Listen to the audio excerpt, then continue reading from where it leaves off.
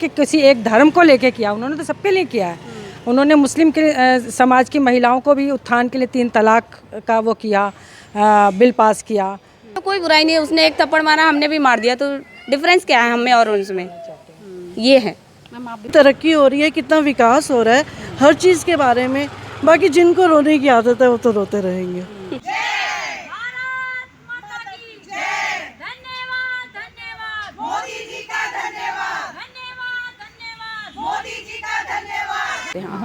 नमस्कार मैम। नमस्कार। मैम आपका नाम क्या है? मैं आचार्य प्रकाश टाटा आनंद। ओके। एंड मैम आप मुझे ये बताइए, अभी आप लोग एक रैली में भी गई थी, जी। ठीक है, तो ये रैली क्यों हुआ था, इसका क्या मोटिव था, ये मुझे बताइए।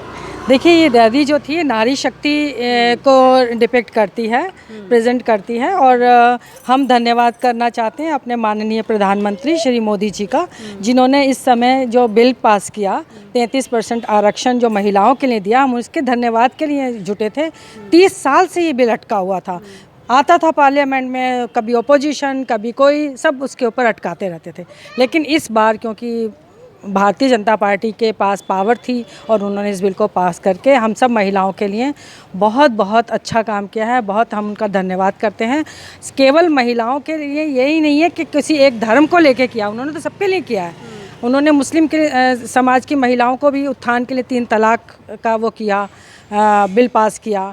और उसके पहले उन्होंने जिस तरह से हम भारतीय जो महिलाएं हैं, जो घरों में रसोई में निम्न तबके की महिलाएं हैं, उनके लिए कितना काम किया, उनके लिए गैस वगैरह का, सिलेंडर्स का आयोजन करवाया और उनको फ्री डिस्ट्रीब्यूशन किया, तो उनको मुक्ति मिली, जो धुआं और गंदगी से उनको मुक्ति मिली। फिर सबसे बड़ा जो काम था वो शौचालयों का था, जो कि जिसके अंदर पुरुषों का इतना वो नहीं होता, जिसमें महिलाएं ज़्यादा परेशान होती हैं। उनके घरों में शौचालय, गांव-गांव में शौचालय बनवाए। तो मोदी जी ने नारी के लिए जितना काम किया है वो अवर्णनीय है, उसका हम जवाब नहीं दे सकते। सिर्फ हम ये कह सकते हैं कि मोदी जी आपका बहुत बहुत धन्यवाद। मैम इसके अलावा जो ये भी महिला आरक्षण बिल पास हुआ है, ये भी सुनने को आ रहा है कि ये केवल अभी लागू, मतलब पास तो हो गया बट ये लागू होते होते अभी ये शायद हो सकता है 24 के बाद हो, यानी कि कम से कम 5 साल और लगेंगे। तो इतना टाइम क्यों ले रहे हैं ये? देखिए, ये जो टाइम है ये कुछ तो चीज़ें अफवाहें हैं। ये ज़रूर है कि अभी एकदम से लागू नहीं होगा, लेकिन आप ये कहें कि 5 साल और लगेंगे, हो सकता है 1 साल में ही लागू हो जाए, क्योंकि यहाँ पे गणना भी तो होगी ना। और 50% तो वैसे ही आरक्षण है। आज भी जो आप देखिए भारतीय जनता पार्टी के जितने मेंबर्स हैं उसमें सबसे ज़्यादा महिलाएं हैं वहाँ पर, आज भी हमारे एमपीज़ हैं, ये हैं। तो ऐसा नहीं है कि ये अभी इसको टाइम लगेगा, लेकिन टाइम लगेगा, हो सकता है 1 साल में हो जाए, हो सकता है 6 महीने में हो जाए। तो अब ये बाकी अफवाहें बहुत सारी हैं कि 5 साल लग जाएंगे, ताकि डिमोरलाइज़ किया जाए, और कोई उसके पीछे कारण नहीं है।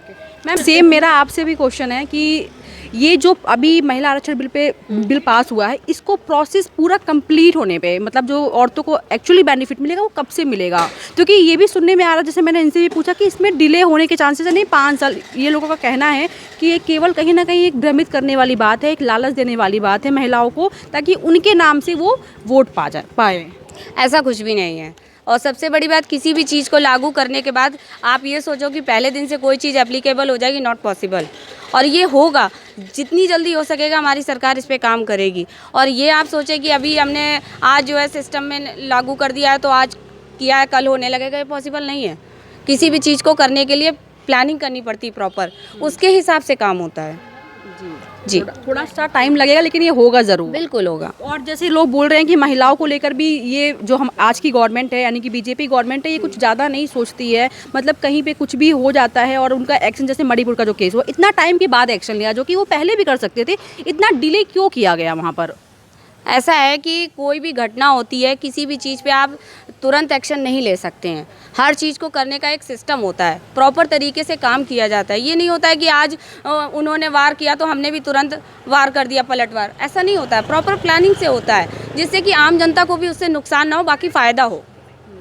ऐसे डिसीजन लेने में तो कोई बुराई नहीं है, उसने एक थप्पड़ मारा, हमने भी मार दिया, तो डिफरेंस क्या है हमें और उसमें?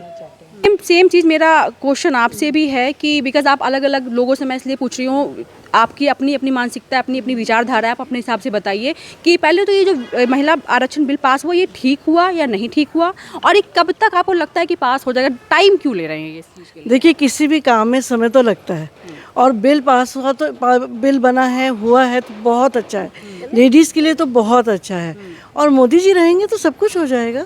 विश्वास है आपको कि मोदी जी 100% मोदी जी है तो सब कुछ है। अच्छा, एक और भी लोग बोलते हैं कि जब से मोदी गवर्नमेंट आई है तब से मोदी गवर्नमेंट के टाइम में महिलाएं सुरक्षित नहीं है, बहू बेटियां सुरक्षित नहीं है, पहले थी अब नहीं है, ऐसा सुनने में आ रहा है। ये कहाँ तक जायज़ है? बिकॉज आप भी एक महिला हैं। जी नहीं, ये बिल्कुल गलत है। हम तो उल्टे यहाँ आके और सुरक्षित महसूस कर रहे हैं, और मोदी जी के आने के बाद तो हमें बहुत ही अच्छा लग रहा है। कितनी तरक्की हो रही है, कितना विकास हो रहा है हर चीज़ के बारे में। बाकी जिनको रोने की आदत है वो तो रोते रहेंगे। इसके अलावा एलिगेंस ये भी लगता है कि मोदी गवर्नमेंट जो है वो महंगाई को कंट्रोल नहीं कर पाते हैं। वही जो आजकल की यूथ है, जब वो ग्रेजुएट होकर निकलती है तो उनको प्रॉपर उनके हिसाब से उनको जॉब भी नहीं मिल पाती। इसमें कहीं ना कहीं विफल हो रहे हैं, मोदी गवर्नमेंट विफल हो रही है। ये आपको कहाँ तक लगता है ठीक है मैम? देखिए, जहाँ तक मैं जानती हूँ, मेरी वो है, मैंने किसी को ऐसे नहीं देखा कि नौकरी नहीं मिल रही है, सब है। और जितनी सरकारी नौकरियां हैं उतनी ही मिलेंगी ना, और जो प्राइवेट हो रहा है, जो आत्मनिर्भर बन रहे हैं, वो भी तो चीज़, उसको भी तो काउंट करना चाहिए ना इस चीज़ के बीच में। तो मेरे हिसाब से तो सब कुछ अच्छा हो रहा है, सब कुछ ठीक हो रहा है। I am very happy. है कि जो उनको चेंज भी करना चाहिए थोड़ा बहुत, थोड़ा एजुकेशन वगैरह को लेकर के। हाँ, थोड़ा सा, जैसे एजुकेशन को लेके उनको थोड़ा सा करना चाहिए। जैसे जो इतने सालों से चलता आ रहा है सिलेबस जो है, कुछ तो उसमें भी चेंज आना चाहिए, बच्चों को और नॉलेज मिलनी चाहिए, वो तो है। बाकी पर ठीक है, फिर भी अच्छा चल रहा है। इसके अलावा जैसे गवर्नमेंट स्कूल्स होते हैं, वहाँ पे टीचर्स, बिकॉज वो गवर्नमेंट टीचर हो गए तो वो जैसे देखा जाता है कि ठीक से पढ़ाई नहीं होती, और सारे माँ बाप जो होते हैं वो बच्चों को प्राइवेट में नहीं पढ़ा पाएंगे, अफोर्ड नहीं कर पाएंगे। आपको लगता है कि वहाँ पे भी थोड़ी सी बदलाव होने चाहिए? होने चाहिए, थोड़े से बदलाव होने चाहिए। एक्चुअली ये जो हमारे यहाँ के चुने हुए विधायक हैं, उनको जाके देखना चाहिए और जाके चक्कर लगाना चाहिए कि कहाँ पे कितना हो रहा है, और तरक्की तो होनी चाहिए, चेंज तो होना चाहिए। मैम, ये गाज़ियाबाद में, जैसे दिल्ली एनसीआर की मैं अगर बात करूँ, तो जो यहाँ की अभी इस टाइम पे सरकार है, यानी कि जो आम आदमी पार्टी है, आपको क्या लगता है जैसे वो चीज़ों को फ्री देते हैं, दिल्ली में लाइट फ्री या बहुत सी पानी फ्री, ऐसी चीज़ें दे रहे हैं, ये कहाँ तक जायज़ है? ये कहीं ना कहीं एक लोभ लालच है वोट पाने का? ये बिल्कुल भी जायज़ नहीं है। आप लोगों को और सुस्त और वो लालची बनाते हो, कमज़ोर बनाते हो।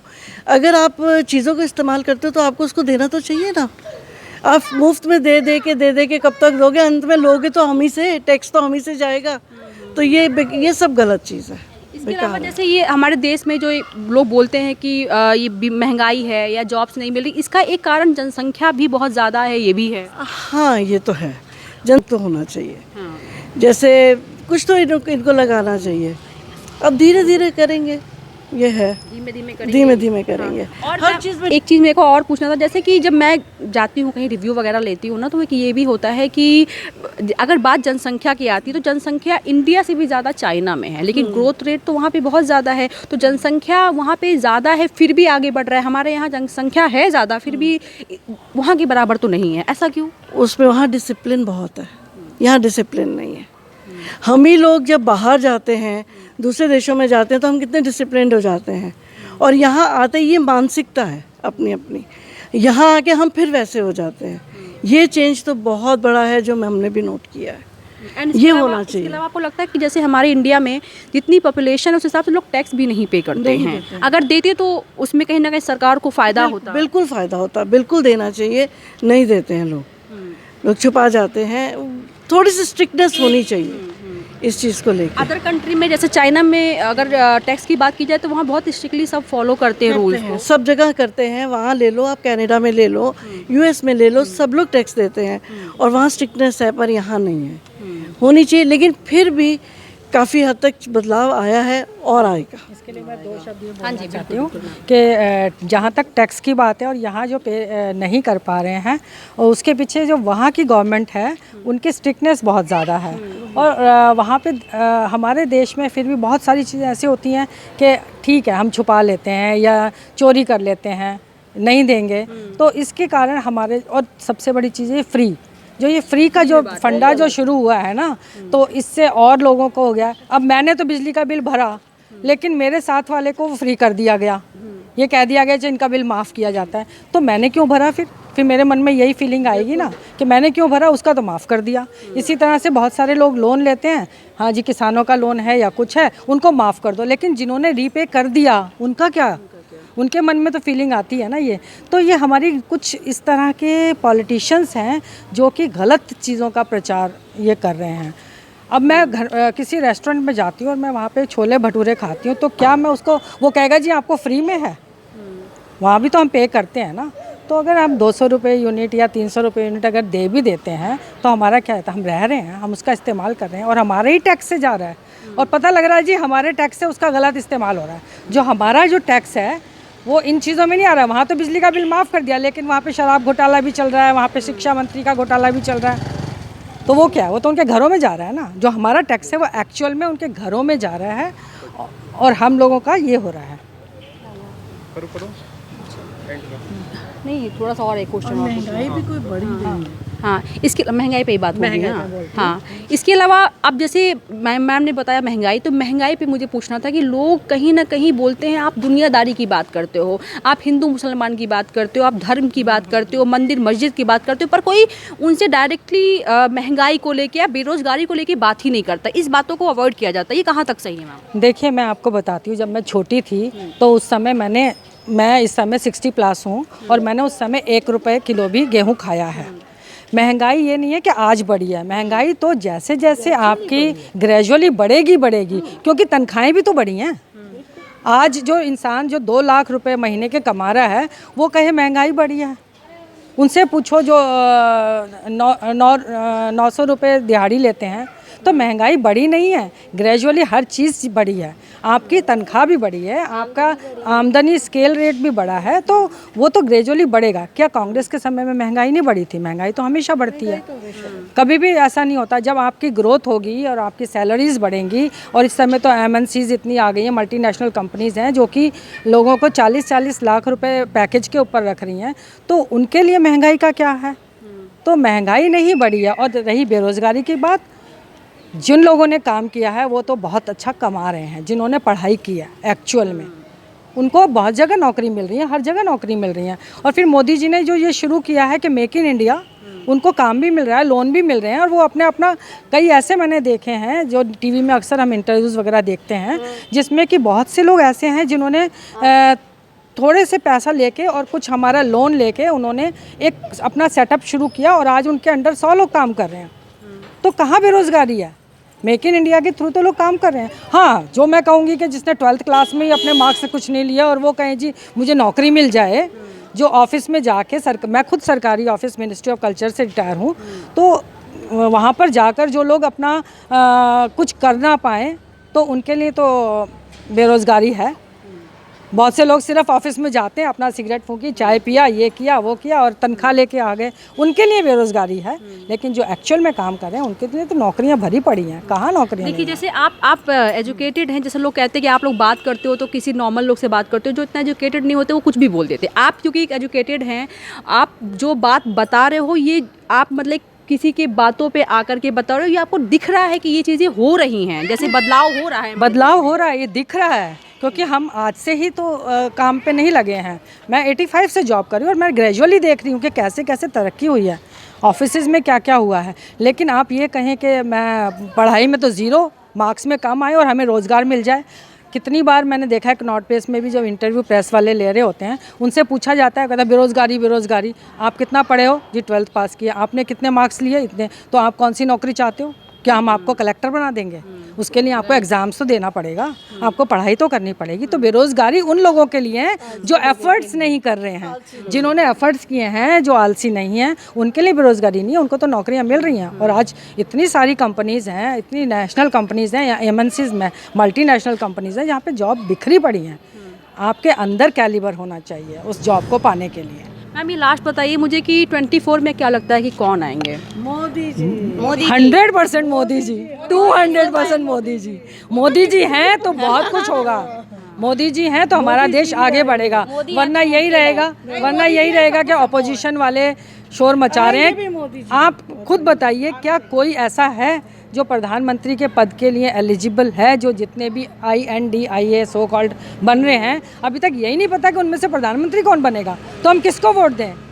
क्या मैं समाजवादी को दूं? क्या मैं कांग्रेस को दूं? क्या उनमें से कोई तो वो यूनाइटेड होकर 250 सीट लेंगे और हम एक ही सरकार को, एक ही बीजेपी को इतने वोट देंगे। तो वहाँ पर तो है, आप कैसे ही कर सकते हैं कि मल्टी। मैम एक ये, अगर जैसे मोदी जी के बाद आपको क्या लगता है कि कौन है उस काबिल कि दोबारा, जैसे मोदी जी की सरकार 2024 में आती है, उसके बाद अगर वो रिटायरमेंट लेते हैं फिर बीजेपी ही आती है, तो फिर किसका नाम मिलेगा, सुनने में आएगा प्रधानमंत्री के रूप में? आज की डेट में बीजेपी का हर कार्यकर्ता, हर मंत्री इस काबिल है कि वो प्रधानमंत्री बन सकता है। चाहे उसमें योगी जी ले लो, चाहे उसमें बालकनाथ जी ले लो, चाहे उसमें अमित शाह जी ले लीजिए, राजनाथ जी ले लीजिए, सब इतने, उनके अंदर इतना जज्बा है अपने देश के लिए। सीतारमन जी हैं, उनके अंदर इतना जज्बा है कि कोई भी प्रधानमंत्री बन सकता है और देश को मोदी जी के और अटल बिहारी जी के पदचिन्हों पर आगे ले जा सकता है। हमारे कार्यकर्ता जी भी thank you so much ma'am.